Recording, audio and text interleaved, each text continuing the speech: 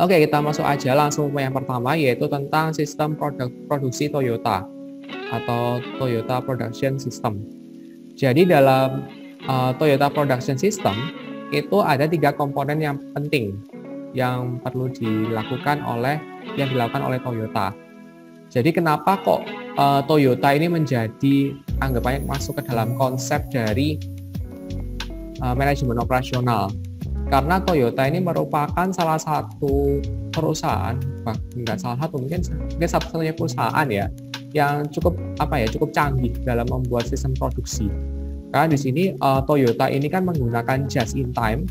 Jadi di sini Toyota ini menjadi contoh bagi perusahaan-perusahaan lainnya untuk menerapkan just in time di dalam proses produksinya. Nah, ada 3 komponen penting dari Toyota Production System. Yang pertama yaitu kemajuan berkesinambungan. Jadi kalau dalam mungkin sebelumnya saya sudah pernah memberikan video ya tentang Toyota Production System. Jadi di situ kan di dalam Toyota itu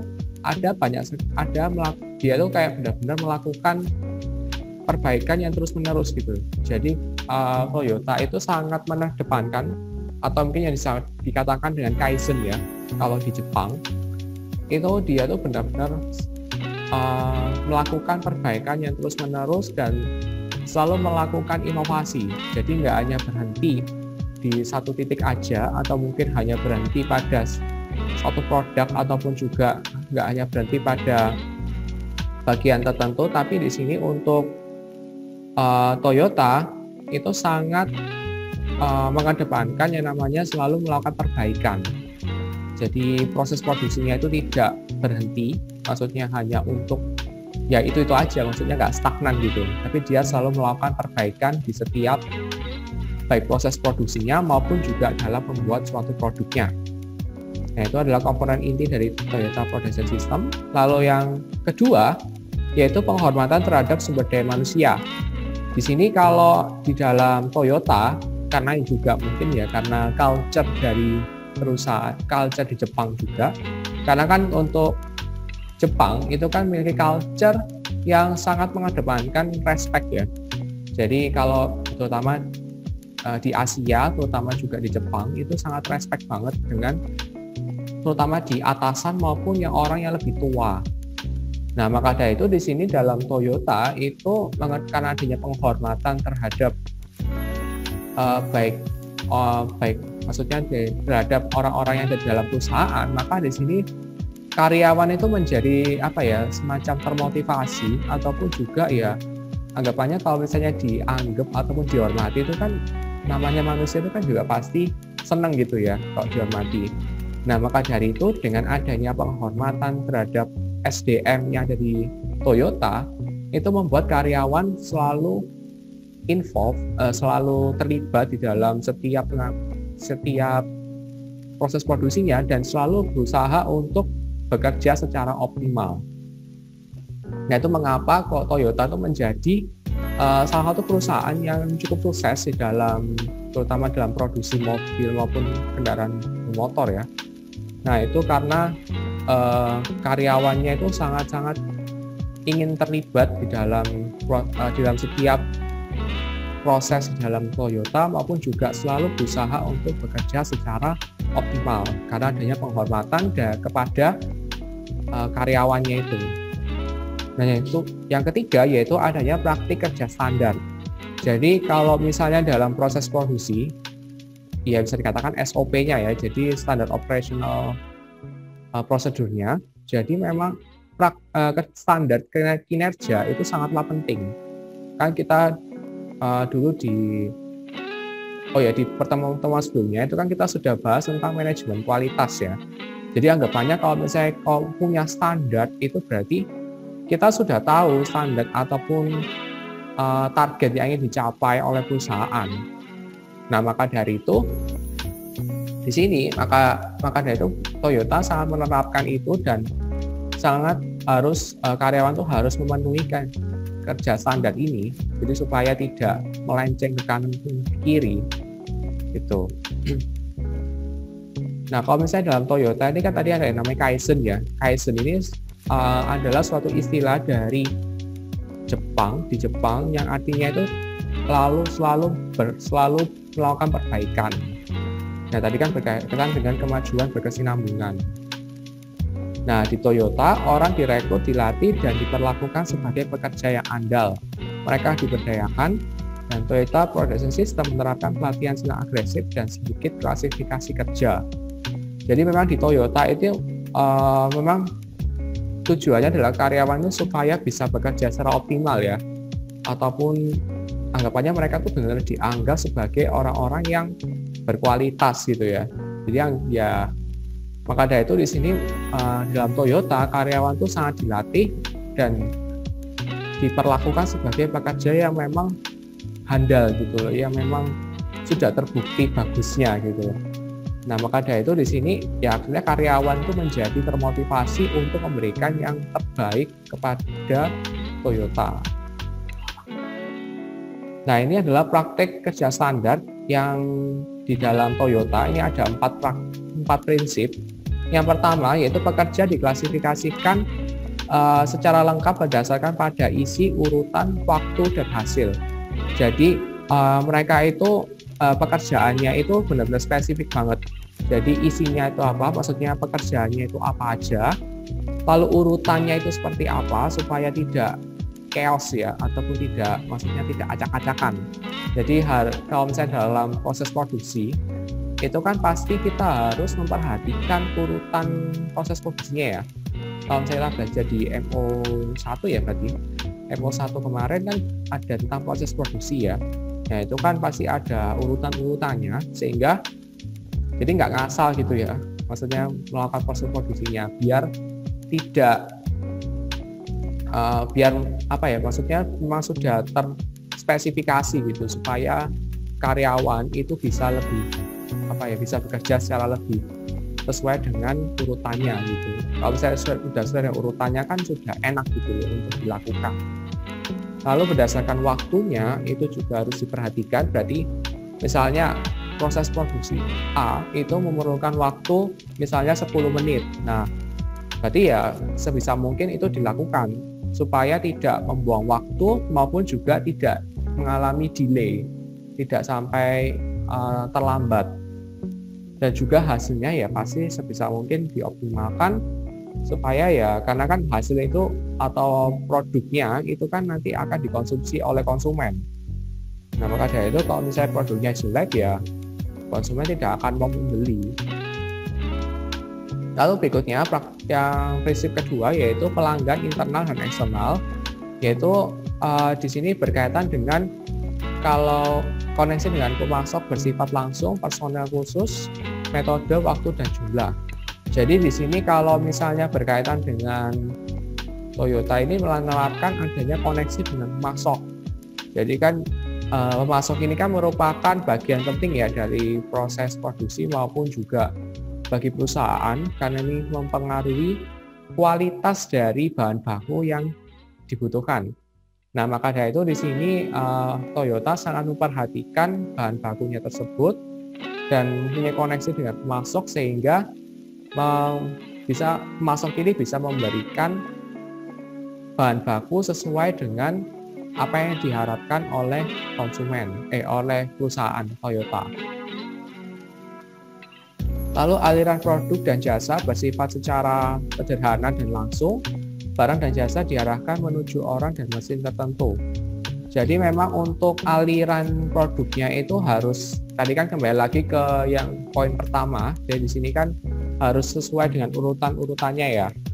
Nah, maka dari itu di sini aliran produknya, proses produksinya itu maksudnya sebisa mungkin sederhana, jadi nggak mencar ke sana, nggak mencar ke sini, nggak kompleks gitu ya. Karena kalau misalnya semakin kompleks, itu akan semakin membutuhkan waktu yang lebih banyak. Sehingga ya sebisa mungkin dilakukannya, alirannya sebisa mungkin disederhanakan biar tidak membutuhkan waktu yang terlalu banyak. Lalu yang terakhir di sini peningkatan dalam sistem harus dibuat sesuai dengan metode saintifik pada tingkatan terendah yang mungkin dalam organisasi.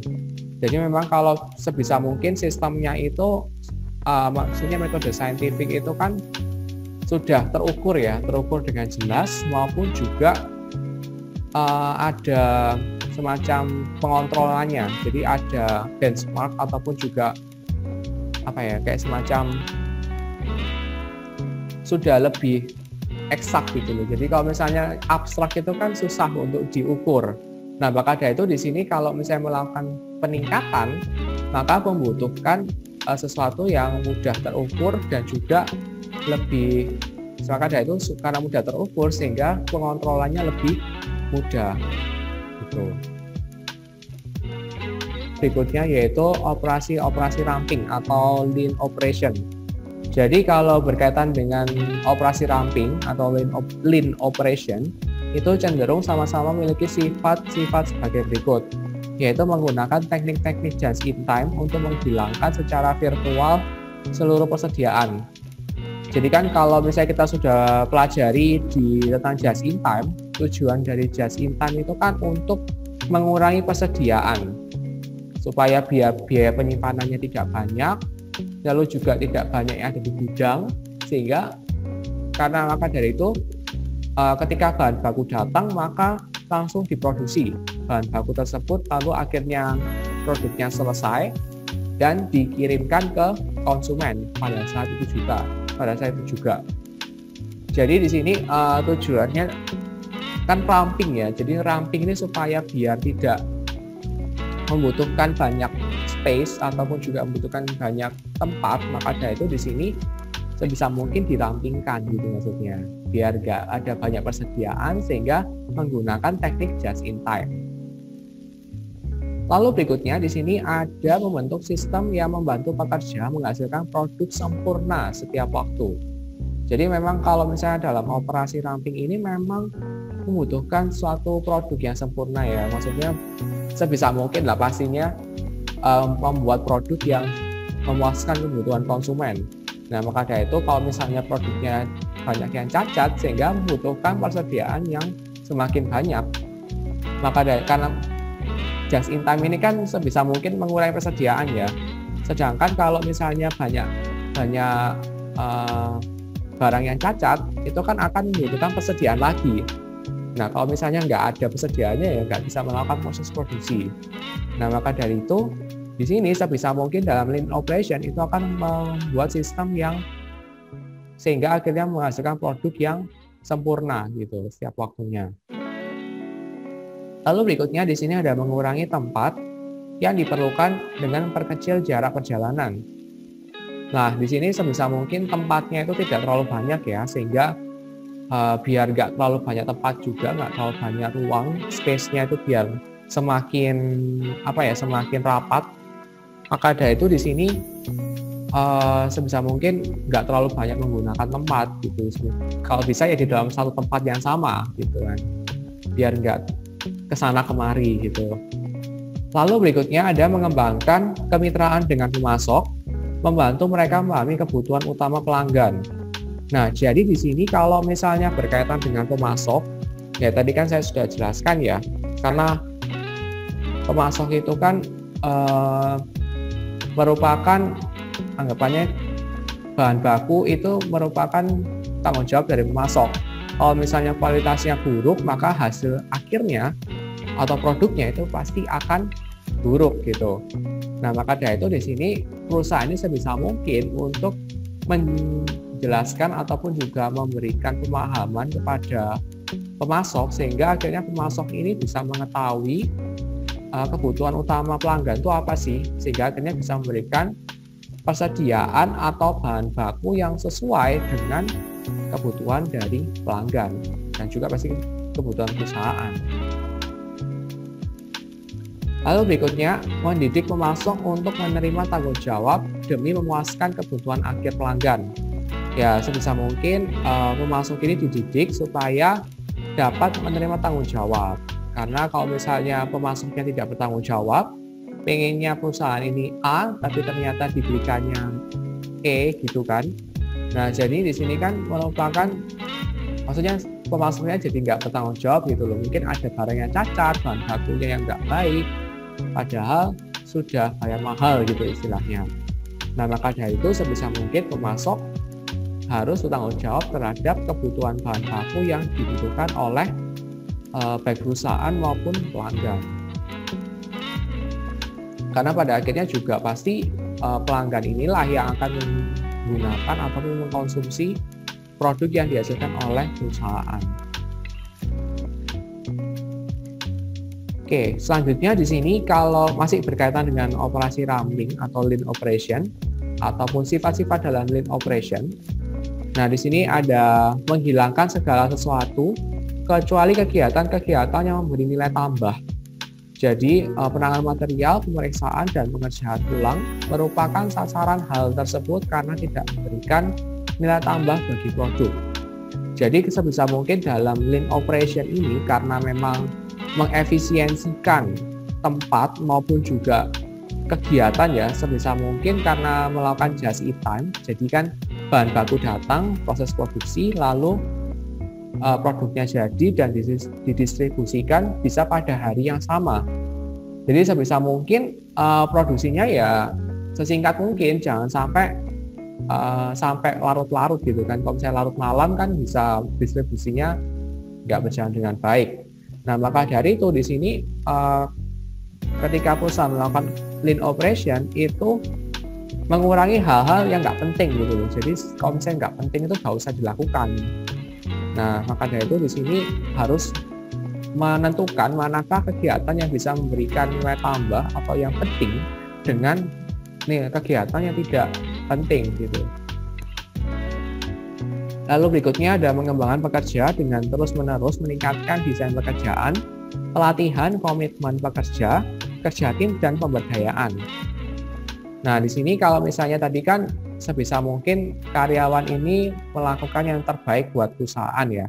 Nah, maka dari itu di sini ya perusahaan perlu mengembangkan pekerja dengan meningkatkan pelatihan-pelatihan ya, supaya pekerja ini bisa semakin handal dan bisa semakin bekerja dengan optimal sesuai dengan apa yang diinginkan oleh perusahaan. Sehingga ya di sini kan meningkatkan komitmen juga ya buat pekerja supaya semakin loyal terhadap perusahaan. Lalu menciptakan tantangan pekerjaan, mendorong tanggung jawab hingga tingkatan terbawah yang mungkin. Ya, tadi kan masih berkaitan dengan pekerjaan. Ya, di sini kan tujuannya adalah sampai pada level terendah pun, mungkin karyawan-karyawan level terendah itu tetap bertanggung jawab gitu. Jadi bukan berarti level bawah itu tidak bertanggung jawab. Jadi ya semua kan punya perannya masing-masing ya dalam organisasi maupun perusahaan. Baik dari paling atas sampai paling bawah. Itu punya perannya masing-masing dalam proses produksi juga. Nah, kalau misalnya karyawannya tidak bertanggung jawab ya susah buat manajernya. Nah, maka dari itu di sini sebisa mungkin ya bertanggung jawab sampai ke tingkatan terbawah. Lalu yang terakhir di sini ada membangun fleksibilitas pekerja melalui pelatihan silang dan mengurangi klasifikasi pekerjaan. Jadi yaitu maksudnya itu adalah pelatihan silang ini mungkin bisa diberikan kepada yang lain, mungkin melakukan rotasi pekerjaan ataupun juga pekerjaannya klasifikasinya mungkin dikurangi biar tidak terlalu tinggi lah standarnya yang dibuat oleh perusahaan. Sehingga kalau misalnya pekerja semakin fleksibel itu kan biasanya lebih mudah untuk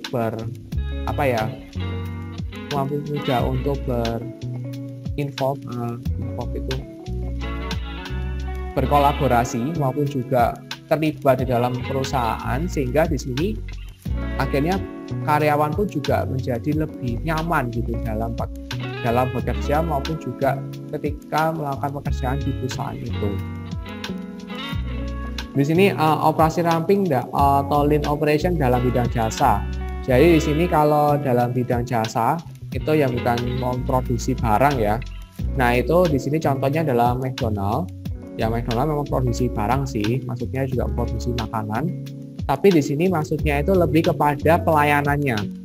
Jadi di sini kan McDonald sebagai contoh telah menata ulang tata ruang dapurnya dengan mengeluarkan biaya besar untuk mendorong detik-detik keluar dari proses produksinya Dengan demikian mempercepat pengiriman ke pelanggan. Jadi maksudnya itu adalah dia kan kalau kalian lihat di McD itu kan di belakangnya ada dapurnya ya. Nah dapurnya itu dia tuh disetting ulang supaya sebisa mungkin proses produksinya nggak lama dan juga mungkin tidak terlalu beribet di dalam dapurnya, sehingga akhirnya dia ketika memberikan ayam ataupun kentang dan lain sebagainya itu ke bagian yang di bagian depan ya, yang bagian apa itu namanya, kasir, biasanya kan kasir ya. Nah itu biar lebih cepat gitu, biar nggak nunggu lama pelanggannya. Jadi akhirnya kalau misalnya karena penataan ulang dari dapurnya itu semakin semakin mempermudah karyawan dalam memberikan makanannya itu kepada kasir, itu kan jadi semakin cepat pelayanannya sampai akhirnya diberikan ke pelanggan. Terus ada juga dari saham. Ini di kalangan saham ini menurunkan jumlah persediaan hingga hampir mendekati 0 setiap harinya. Jadi maksudnya jumlah persediaan ini bukan persediaan itu ya, bukan persediaan barang ya, maksudnya bukan kayak bahan baku. Tapi maksudnya persediaan di sini itu adalah persediaan untuk transaksi dalam pasar modal. Jadi kan kalau misalnya di dalam pasar modal itu kan biasanya ada transaksi ya, jual dan beli. Nah, ketika investor itu order misalnya ingin membeli suatu saham, itu biasanya itu masih antri duluan. Nah, karena ada antri ini, terus mari gitu kan, setelah itu kalau misalnya ada harganya sudah mencapai yang diharapkan itu, maka bisa kebeli.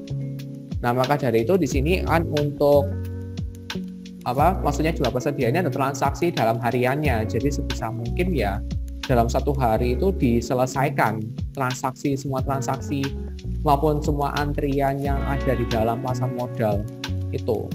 Jadi biar nggak numpuk di belakang. Karena kalau misalnya, setahu saya kalau di dalam pasar modal, kalau misalnya dalam satu hari tidak antriannya itu nggak mencapai pada satu hari sampai closing harinya, maka itu nggak akan transaksinya itu nggak akan ke-record lagi.